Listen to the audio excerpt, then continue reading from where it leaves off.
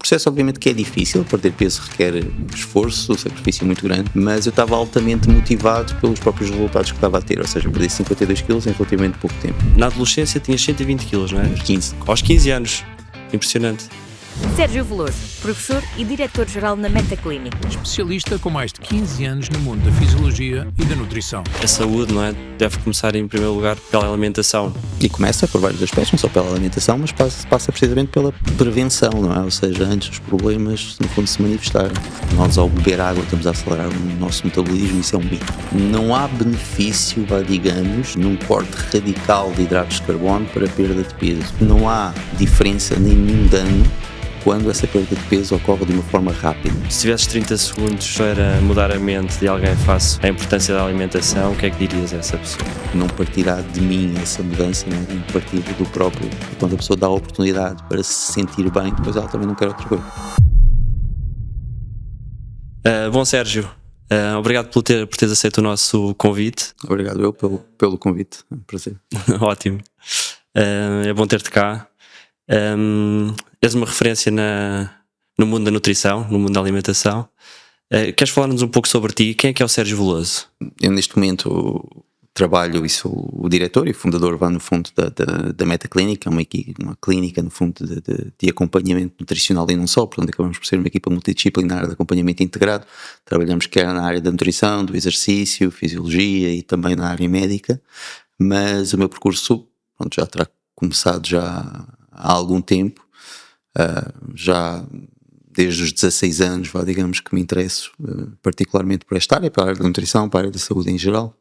Fiz a minha formação de base em biologia celular, mais na área do metabolismo, depois mais à frente então é que decidi também entrar na área da nutrição clínica e também desportiva, também acabo por dar aulas e ter alguma atividade formativa também nessa área. E basicamente todo este período foi dedicado a esta área, a área do metabolismo, a área da fisiologia e também a área da nutrição, até ter fundado a Meta Clinic aqui há poucos anos, onde fazemos esse trabalho e acabamos por tentar, de certa forma, trazer todas estas ferramentas, todos estes, até ao público em geral. Como é que começa assim o percurso de alguém que sente necessidade de ter ali um apoio nutricional e que recorre à Meta Clinic? Como é que começa normalmente? Por norma, como é que começa? Ou seja, como é que as pessoas acabam por chegar até nós? Exatamente, ou seja, qual é que é normalmente assim, a necessidade mais frequente? O mais frequente, acaba por ser a composição corporal e a questão da perda de peso. Na verdade, na Meta Clinic, e falo por mim em particular, apesar de nós termos vários serviços, também vários profissionais a atuar em áreas diferentes, normalmente as pessoas que recorrem são pessoas que já estão de alguma forma, ou que não são novas, entre aspas, nisto, procuram no fundo um pouco mais, já experimentaram também outras coisas e querem ir um pouco mais além de uma abordagem mais integrada relativamente à componente da composição corporal em particular e também obviamente da saúde em geral. Mas o cliente tipo, digamos, não foge, digamos, àquilo que é o mais comum nestas áreas, que é a parte da composição corporal, portanto, melhoria da composição corporal, perda de peso, ganho de massa muscular, a performance esportiva também bastante, que acaba por ser uma área onde nós também onde nós também atuamos. Aspirantes a atletas, por exemplo, também te procuram? Muito, não é? Ou seja, as pessoas querem no fundo optimizar ao máximo o seu rendimento, não só o rendimento esportivo, mas também noutras vertentes, mas acaba a ser um pouco por aí o cliente tipo, digamos, da Meta Clinic, que é no fundo um nicho, entre aspas, cada vez mais expressão se tem tido. Pois. Temos muitos clientes também estrangeiros que vivem cá, chamados nómadas digitais, que normalmente se fala, mas muitos clientes estrangeiros que acabam também por procurar, porque cá em Portugal, digamos que não há uma oferta muito alargada neste tipo de serviços, mas noutros países de facto já existe, então acabam por cá procurar algo que já tinham de alguma forma tido experiências nos seus países e acabam por chegar até nós. Em relação aos pacientes, às pessoas que procuram, sentes que quando chegam a primeira vez a ti já vêm com o início de motivação ou têm ali uma dose de desespero? O que é que tu achas? Um ou outro? Se elas já estão uma dose de motivação. Olha, uma coisa No meu caso em particular, o meu cliente tipo não reflete, digamos, aquilo que é a população em geral, por assim dizer. Porquê? Porque são pessoas que à partida já estão por elas próprias motivadas e procuram um pouco mais além. Elas já têm uma boa base por norma, okay? E querem dar aquele salto para atingir um determinado patamar.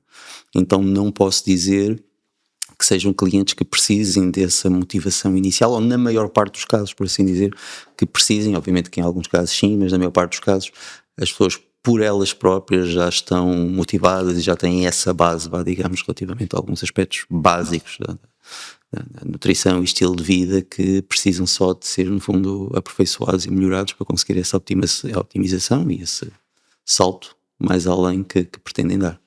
Sei que tenho a ideia que este teu interesse na nutrição, não é? Tem uma vertente pessoal, não é? Algo que começou cedo. Queres partilhar um pouco? Sim, provavelmente terá sido, e foi certo, provavelmente não, certamente terá sido, o meu interesse terá nascido aí, não é? Portanto, eu tendo um passado na adolescência de obesidade, portanto, eu quando tinha 15 anos pesava 120 quilos e passei por um processo de perda de peso bastante rápido, foram 52 quilos, em que acabei por perder, e foi no fundo também nessa tentativa de tentar explicar o meu próprio processo, compreender e até manter esses resultados que consegui sozinho, que surgiu também a necessidade desse estudo para me compreender no fundo a mim próprio, antes de poder de certa forma ajudar e passar isso aos outros. Tinhas que idade quando começaste Portanto, na adolescência tinhas 120 quilos, não é? 15, perdi com 15 anos. Sim, os 15 para os 16, não sabe? Ok, impressionante. Queres partilhar o que é que sentias antes, durante o processo e depois para a frente, neste caso agora? Olha, eu não sou... Essa pergunta também é muito comum me fazerem e eu tenho alguma dificuldade em responder porque sinceramente nunca pensei muito no assunto. Há mil e uma razões para que um adolescente de 15 anos possa estar motivado, entre aspas, para perder os tais 52 kg de peso. Portanto, podemos encontrar mais do que várias razões para isso acontecer.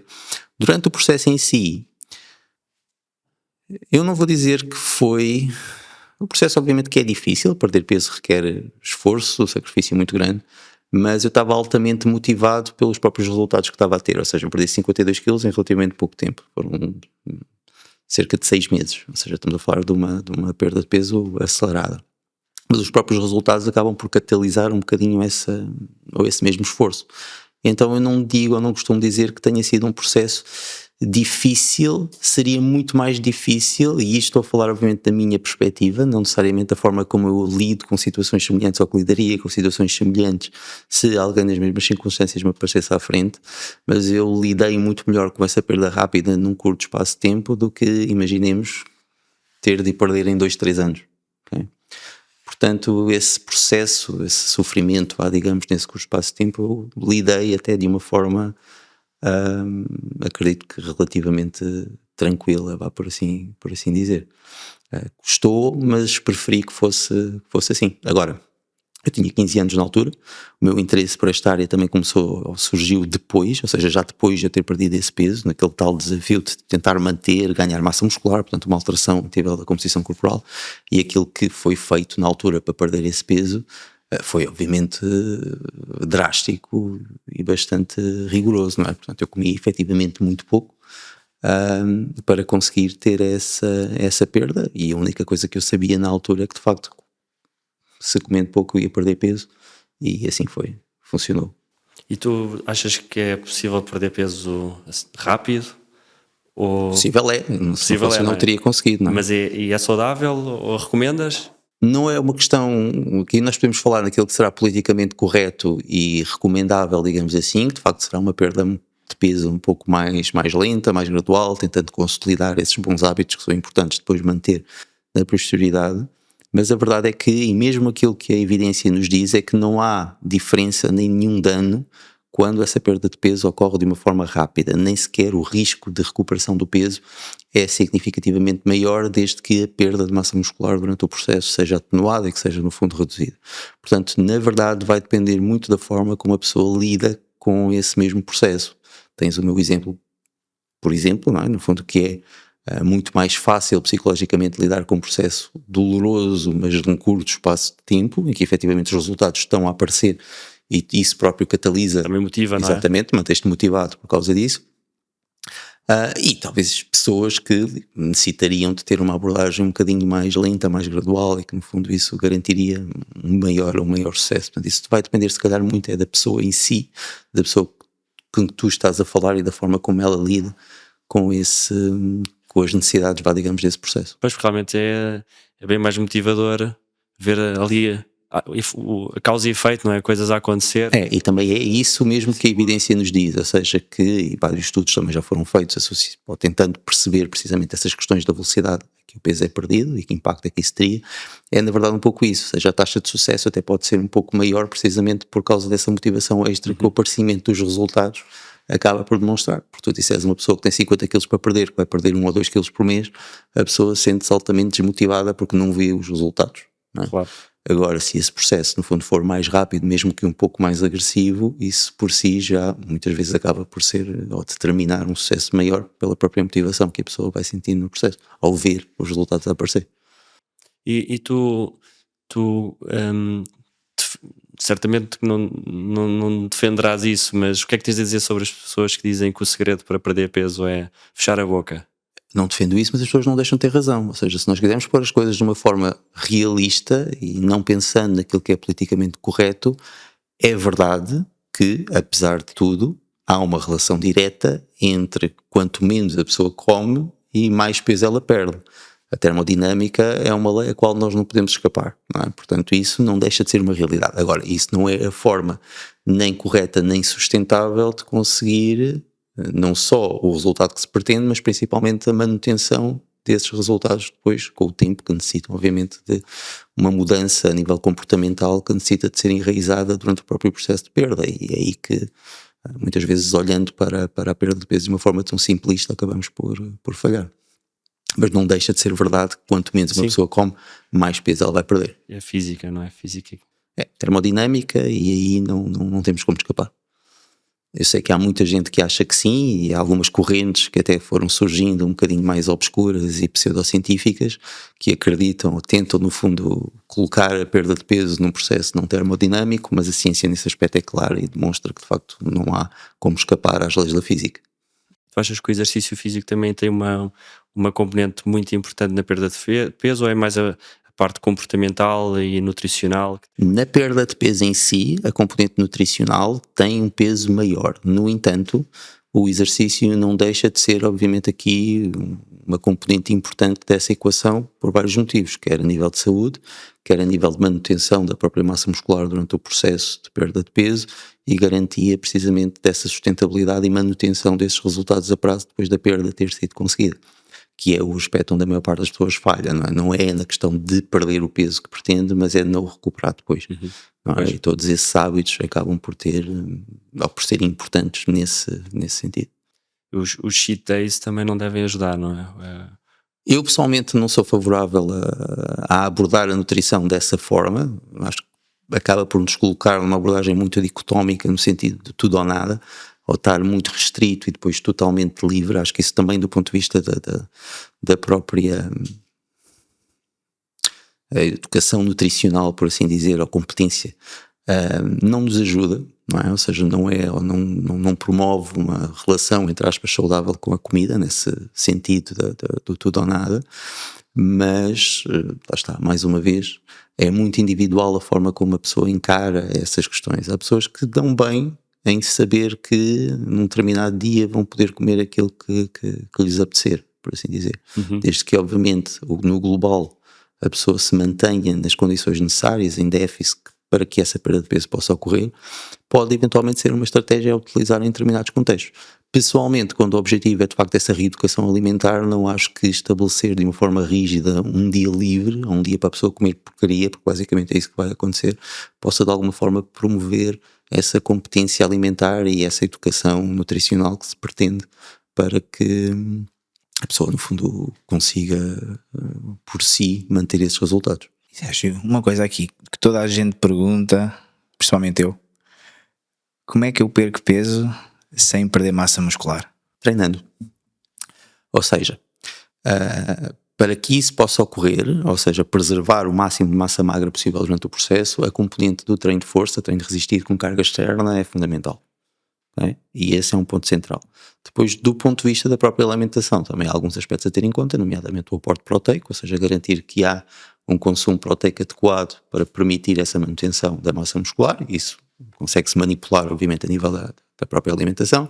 A questão da frequência alimentar, do fracionamento dessa proteína. Portanto, temos aqui alguns aspectos a nível da ingestão proteica que é importante também ter em conta, além do treino de força, embora o treino de força eu colocasse aqui no centro de tudo isso. Proteína. É mesmo bom? É bom se for, no fundo, por uma questão de conveniência, ou seja, em determinadas circunstâncias poderá ser útil a pessoa ter um suplemento proteico quando não consegue, através da alimentação, garantir aquilo que seria o aporte ideal. E muitas vezes, por questões de comodidade e até preferência, pode ser interessante utilizar um suplemento proteico. Agora, se é uma necessidade absoluta, não é. Okay?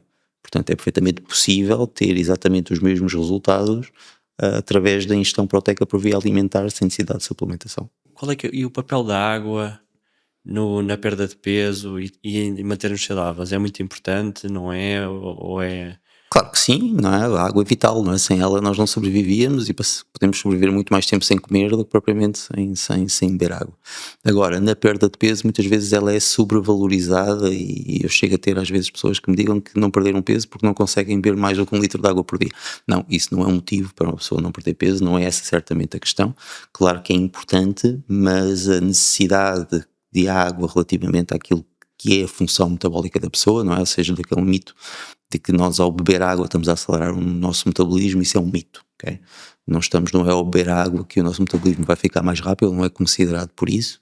Obviamente que em situações de desidratação, mas para um indivíduo estar desidratado, de facto aí já estamos a falar em condições mais extremas, mas a importância da água nesse aspecto em particular, do ponto de vista realista, por assim dizer, eu não quero dizer com isto obviamente que a pessoa não deve beber água, mas não é um ponto central, digamos assim, no processo de perda de peso, não é? Acho que há 1000 coisas mais importantes onde a pessoa se terá de focar, embora esse seja também um aspecto comportamental a ter em conta, mas por norma nunca é esse o fator limitante para uma pessoa não estar a perder peso.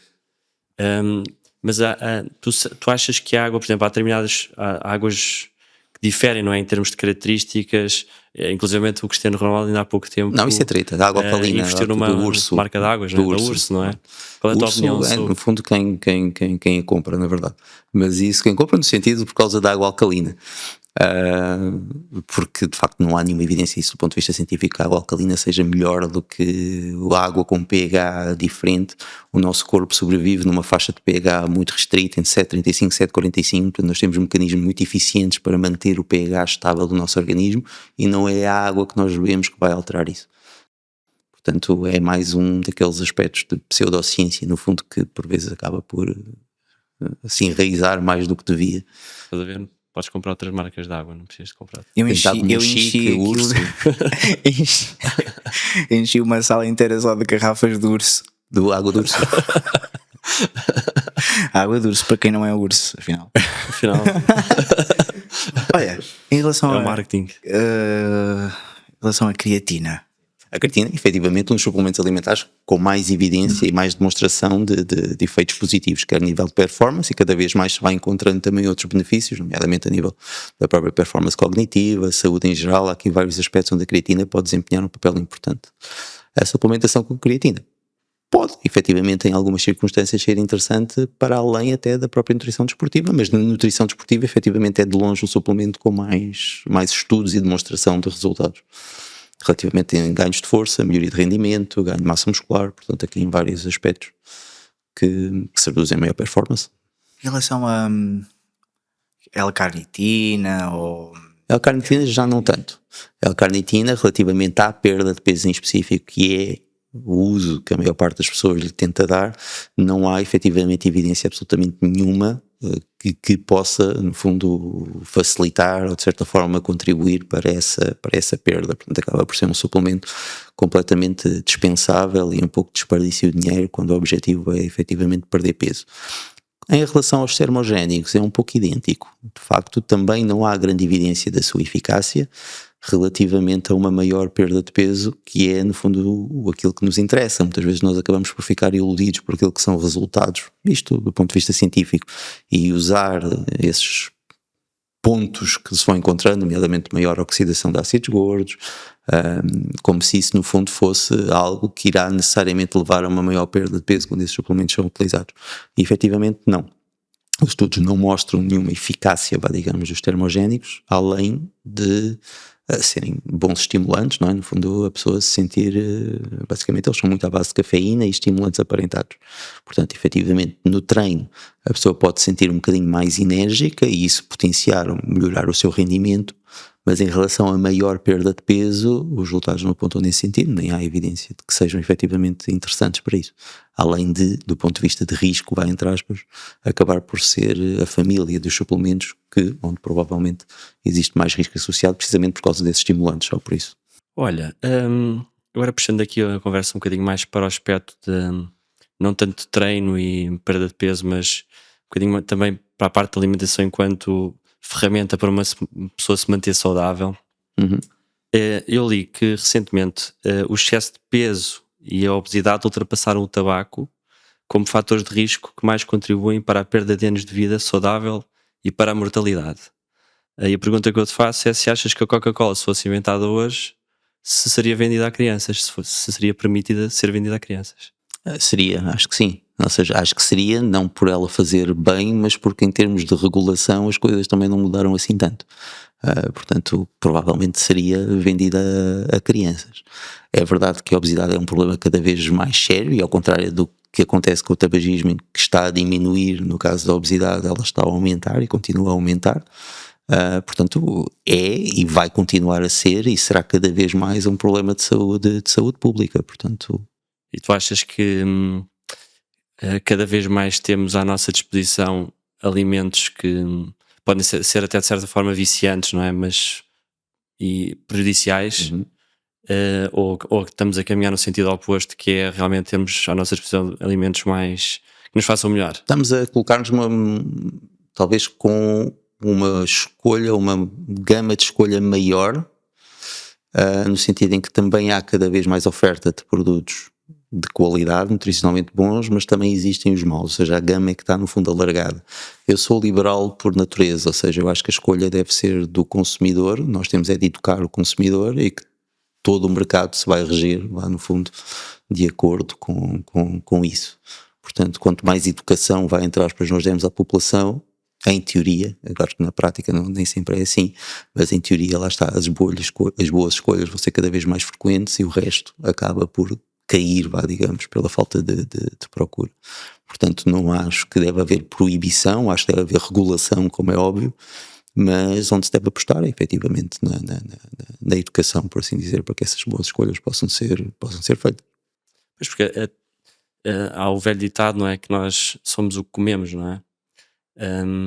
E ao fim e ao cabo, parece-me que a saúde, não é? Deve começar em primeiro lugar pela alimentação. E começa por vários aspectos, não só pela alimentação, mas passa precisamente pela prevenção, não é? Ou seja, antes os problemas, no fundo, se manifestarem. E a nutrição aí acaba por ter um papel determinante, assim como o exercício, como questões a nível da própria estilo de vida, como questões de sono, etc. Todas elas são muito importantes nessa prevenção da doença. Pois, portanto, tu és da opinião que se tivermos cuidado com a nossa alimentação, há certas doenças, certos problemas que eventualmente podem não aparecer. Claro que sim, ou seja, o risco acaba por ser menor. Claro que há uma base de risco inevitável, uma certa inevitabilidade em alguns aspectos, mas é toda uma questão probabilística no desenvolvimento de uma determinada doença. E quanto menos fatores de risco nós tivermos, menos provável é que ela, no fundo, se vá manifestar. E muitas das doenças crónicas que nós vivemos atualmente, de facto, têm ou estão associadas com o estilo de vida e esse risco pode ser severamente diminuído. Também muitas pessoas gostam de estar a dar opinião sobre uma coisa e outra. Se eu quiser ganhar massa muscular, carne vermelha ou branca? Uma coisa não está relacionada com a outra, ou seja, poderás conseguir com ambas. Okay? Aí será mais a proteína em si, e do ponto de vista qualitativo da proteína não há grande diferença entre a carne vermelha e a carne branca. A única diferença, só um aspecto pormenor, que é o que lhe dá a cor vermelha, é o teor de mioglobina que acaba por estar presente em determinados animais e noutros menos, mas para esse aspecto em particular não é expectável uma diferença significativa. Então os dois lados estão corretos. Em relação à aveia, a aveia hoje em dia come-se muito aveia, não é? A aveia faz-nos bem, é um superalimento ou é ao contrário? Bem, não é um superalimento, eu não sou favorável sequer a essa definição do superalimento, porque conseguimos encontrar aspectos positivos em todos e aspectos negativos em alguns. A aveia é um alimento interessante, é uma boa fonte de hidratos de carbono, um bom teor de fibra, pode ser e tem espaço para ser incluída em qualquer dieta para esse fim, como hidrato de carbono que é, mas não o colocaria com um rótulo de superalimento. Aliás, tenho dificuldade em colocar algum alimento sob essa forma, porque lá está, todos acabam por certa forma ter alguns aspectos positivos e aspectos negativos também podemos encontrar certamente em vários. Tem as suas particularidades. Todos os alimentos são bons para uma determinada situação. E Se nós quisermos isolar, e é algo no qual se incorre muitas vezes nesse erro, tentar isolar algum componente de um determinado alimento e não olhar para aquilo que é a sua matriz global, conseguimos encontrar em todos eles aspectos negativos e aspectos positivos, não é? Um simples tomate nós conseguimos encontrar toxinas, à mesma forma conseguimos encontrar licopeno e outros antioxidantes e aspectos positivos e negativos também. Portanto, dessa forma, essa não é a forma correta, digamos, de olhar para os alimentos, é mais olhar para a sua matriz como um todo do que estar a isolar esses aspectos. olha, em relação ao vinho e à cerveja, algum aspecto positivo? O álcool faz-nos bem de alguma maneira? O álcool não faz bem de maneira nenhuma, ok? Não há nada de positivo na ingestão de álcool, a quantidade ideal é o mínimo possível. Eu sei que há muita crença e no fundo é um bocadinho da wishful thinking, como se costuma dizer, de que um copo de vinho faz bem e muito marketing também à volta disso. Nós somos um país de cultura também de vinícola, mas a verdade é que não há qualquer evidência nesse sentido e é toda em sentido inverso, ou seja, que efetivamente o álcool é um fator de risco também para várias doenças. Obviamente que quanto maior for o consumo, maior será esse risco. Um consumo muito moderado também acaba por ter um impacto muito moderado e até podemos dizer aceitável, relativamente ao prazer que nos dá, que também é uma componente importante da alimentação que nós temos de ter em conta, não é? Pronto. Mas benefícios não tem e vai um bocadinho ao encontro do que estava a falar anteriormente. Se eu quiser olhar para um pormenor, nomeadamente, por exemplo, no vinho tinto o resveratrol, eu posso dizer que como o vinho tem resveratrol, então o resveratrol faz bem à saúde, então beber vinho faz bem à saúde. Não, essa relação não pode ser feita porque eu tenho de olhar obviamente para o vinho como a matriz que é e o efeito que o álcool tem de certa forma acaba por, no fundo, anular entre aspas qualquer benefício que os antioxidantes e outros componentes que possam estar presentes poderiam eventualmente ter. Para não falar da parte da quantidade que seria necessária de vinho para que um efeito positivo se manifestasse. Nós quiséssemos fazer a tradução entre a quantidade de resveratrol que tem um impacto positivo, isto olhando para os estudos em animais que nós conhecemos, os estudos em humanos não há muita evidência nesse sentido, estamos a falar de quantidades na ordem dos 50 a 60 litros de vinho por dia, ok? Ou seja, nós não podemos nunca, no fundo, fazer essa associação, digamos assim, do consumo de vinho e o resveratrol contém com um impacto benéfico na saúde, porque estamos a falar de quantidades completamente... Muito pouco concentrados, não é? Sim. As pessoas que tentam normalmente perder peso, lá está, tentam cortar muito os hidratos de carbono. Fazem bem, ou seja, é possível uma pessoa subsistir de forma saudável só ingerindo proteínas? Ou deve sempre ingerir ali um bocadinho também de hidratos? Esta pergunta ela está colocada de uma forma muito simplista para a complexidade da questão. Não há benefício, digamos, num corte radical de hidratos de carbono para a perda de peso. Porquê? A componente calórica da alimentação é mais determinante do que a relação, digamos, entre os macronutrientes na própria dieta. Um consumo proteico adequado, não vou dizer elevado, vou dizer adequado, é importante precisamente para a manutenção da massa magra enquanto o indivíduo perde peso. Garantir que a perda de peso, no fundo, é à custa da massa gorda, que é aquilo que nós, no fundo, pretendemos. Há muito também, lá está, essa dicotomia entre as dietas low carb e as dietas, portanto, mais ricas em gordura e as dietas mais ricas em hidratos de carbono, mas a verdade é que a ciência também é relativamente clara em explicar e em demonstrar que efetivamente para o mesmo aporte calórico não há diferença quando nós olhamos para a composição corporal. O que acontece é que muitas vezes restringindo os hidratos de carbono, e isso as pessoas sentem no imediato, o peso baixa mais depressa, mas não necessariamente por a pessoa estar a emagrecer, baixa mais depressa porque as dietas mais restritas em hidratos de carbono são tendencialmente mais diuréticas, ou seja, a pessoa perde mais água devido à diminuição dos próprios níveis de insulina, maior excreção de sódio, portanto há uma série aqui de efeitos que acaba por acontecer, ocorrer no nosso organismo, faz com que o peso baixe mais depressa, mas à custa da água, não necessariamente de gordura. Isso pode dar a ilusão de que de facto a pessoa está a perder peso e massa gorda mais rapidamente, mas a verdade é que, por exemplo, uma dieta muito restrita em hidratos de carbono, bastas tu num fim de semana saís da dieta, comeres mais hidratos de carbono para que esse peso em água que tu perdeste seja novamente acumulado e recuperado. Portanto, naquilo que interessa, que é a melhoria da composição corporal, não vou dizer que uma estratégia é melhor do que outra, são duas estratégias igualmente viáveis, quer uma maior restrição de hidratos de carbono, quer uma dieta um pouco mais rica em hidratos de carbono e mais pobre em gordura, desde que o aporte calórico se mantenha, obviamente, dentro daquilo que são as necessidades para o objetivo pretendido, neste caso para a perda de peso.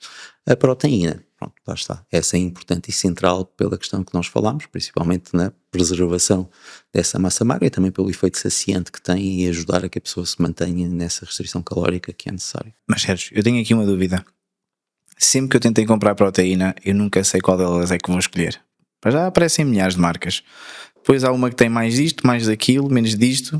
Eu nunca faço ideia o que é. Há umas que são portanto, derivadas do leite, não é? Há outras que são de ervilhas, portanto há umas opções vegan também, não é? E depois não misturas os sabores. Qual é o Mas os sabores aí é uma questão de preferência pessoal, não é?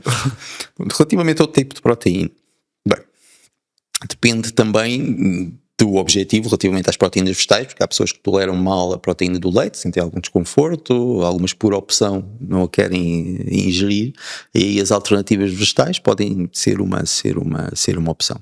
Do ponto de vista qualitativo da proteína, efetivamente a proteína de soro de leite, ou whey protein, acaba por ser aquela com o melhor, digamos, perfil de aminoácidos, portanto o valor biológico também superior no que respeita à sua própria digestibilidade, etc. Portanto, do ponto de vista qualitativo, a proteína de soro de leite será, ou poderíamos dizer que seria a primeira escolha relativamente a um substituto ou a um complemento proteico, né, na dieta, quando há efetivamente tolerância e a pessoa come efetivamente produtos de origem animal, porque não vegetariano, portanto essa estará excluída à partida.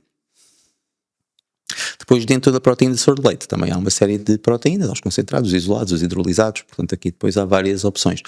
Muitas delas, ou muito das diferenças, acaba por ser um pouco marketing também no que respeita à suplementação desportiva. Não há efetivamente nenhuma vantagem num hidrolisado proteico, à exceção de indivíduos, por exemplo, com alergia à proteína láctea, porque o hidrolisado acaba por destruir, entre aspas, a proteína, de certa forma, a pré-digestão, e ela torna-se mais tolerável, digamos, para o nosso sistema imunitário, e, portanto, havendo uma alergia, aí poderá ser preferível, mas a diferença no que respeita à velocidade de absorção, etc., não justifica para praticamente toda a gente optar por um hidrolisado em detrimento de um concentrado ou de um isolado. Na verdade, não há grande diferença do ponto de vista prático. Pois, eu não lembro qual foi que mandei vir. Era em pó. São todas. Isso são todas normalmente. Com água ou com leite? Depende da preferência do objetivo, não é? Ok. Se for com leite, qual é que seria o objetivo? Com o leite acaba por aumentar o aporte calórico da própria refeição, o leite em si também já acaba por ter alguma proteína adicional, não é? Ou seja, poderá ser opção. A digestibilidade acaba por ser, não diria menor, mas a velocidade de absorção é menor, não é? Por causa da caseína do leite, acaba por atrasar um bocadinho a absorção da proteína de soro de leite, portanto eu diria-te que as duas opções podem ser viáveis, depende para quem e da situação em que a pessoa está, no fundo, o objetivo, quando a pessoa está a suplementar. Ok. Aí antes ou depois do treino? Não necessariamente em nenhum desses momentos, na verdade, vai depender muito também de como a pessoa insere o treino no seu dia-a-dia. Imagina que tu treinas antes do jantar ou antes do almoço. Eu não vou tomar proteína se vou comer a seguir. Mais importante do que a toma da proteína é o fracionamento da proteína ao longo do dia.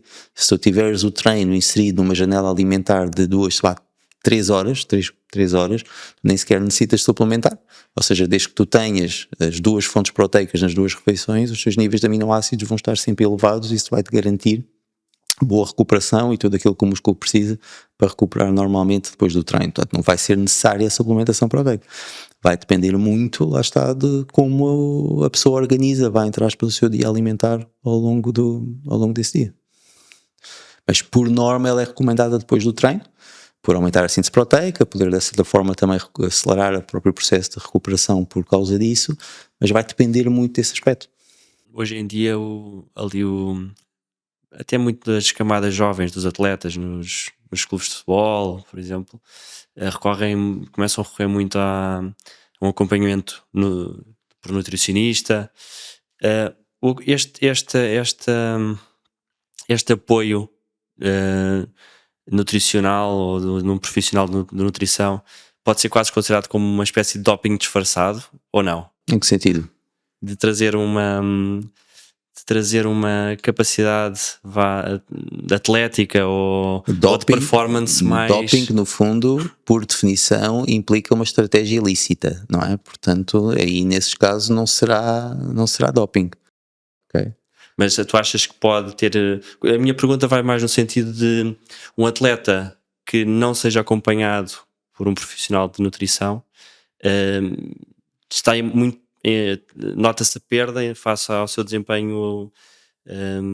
Poderá-se notar, ou seja, a nutrição não vai fazer nenhum atleta medíocre num atleta excepcional, mas pode fazer a diferença quando comparamos 2 atletas excepcionais, não é?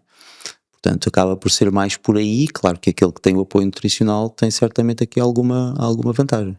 Você acha que adivinhar como é que era a alimentação do Cristiano Ronaldo? Ele acho que já, de certa forma, já publicou e é de certa forma pública, se é realmente aquilo que foi dito. Mas a alimentação, ou da forma como foi descrita, não foge muito àquilo que são as recomendações que seriam naturais, embora ele tenha também ali, lá está, água alcalina, tudo isso, não é? São aspectos que num atleta excepcional depois se começa a olhar para eles como fossem a explicação do fenómeno, quando não são.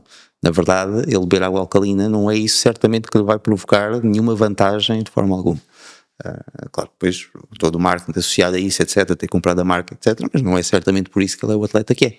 É o atleta que é por acordar às 8 da manhã para ir fazer natação quando estava no Manchester United, é o atleta que é por treinar como treina, por ser dedicado como é dedicado, por ter uma alimentação cuidada, é isso certamente que faz dele fisicamente a máquina que é aos 40 anos.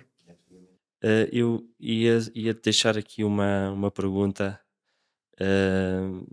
Se tivesses 30 segundos para mudar a mente de alguém face à importância da alimentação, o que é que dirias a essa pessoa? Essa pergunta é sempre muito difícil de responder, porque eu não sou a pessoa certa para mudar mentalidades, vá por assim dizer. Faço o meu trabalho, tento essencialmente divulgar ciência, que é aquilo que eu também sei fazer. Eu considero-me uma pessoa de ciência, tendo um pouco essa cultura. Não te sei dizer de que forma é que eu o faria, sei que isto não fica muito bem para fechar um podcast, mas não seria a pessoa ideal para fazer isso. Acho que não partirá de mim essa mudança, não é? Tem de partir do próprio, e a pessoa sentir a necessidade dela própria de ter essa mudança a nível do estilo de vida, porque só assim no fundo é que ela vai ser sustentada ao ponto de se traduzir em resultados permanentes. Tem que partir do interior das pessoas, a perceberem-se que realmente a alimentação é essencial. É uma coisa que ninguém pode fazer por elas, eu não posso comer por elas, eu não consigo estar ao lado delas a toda a hora a dizer o que é que devem ou não devem fazer. Portanto, é um processo muito pessoal, muito interior, digamos, essa mudança que tem de ser feita até os hábitos estarem enraizados e se tornar uma rotina, porque depois tudo acaba por ser muito mais fácil, e o estranho no fundo é sair desse estilo de vida saudável, porque efetivamente a pessoa se sente bem, e quando a pessoa dá a oportunidade para se sentir bem, depois ela também não quer outra coisa. É uma questão de consistência e criar hábitos, não é? Criar hábitos, enraizar esses hábitos, os resultados aparecendo e a pessoa de facto sentindo na pele essas diferenças, na forma como se sente no próprio dia-a-dia, era o que eu te estava a dizer, ou seja, a pessoa depois também quer ela própria se manter assim, e o estranho acaba por ser sair disso. Ok? E é a esse ponto, digamos, que nós gostaríamos que todas as pessoas chegassem e que dessem a oportunidade a elas próprias de chegar, ao ponto de não quererem outra coisa. Obrigado, Sérgio, pela tua presença. Obrigado aqui. eu Muito obrigado. pelo convite.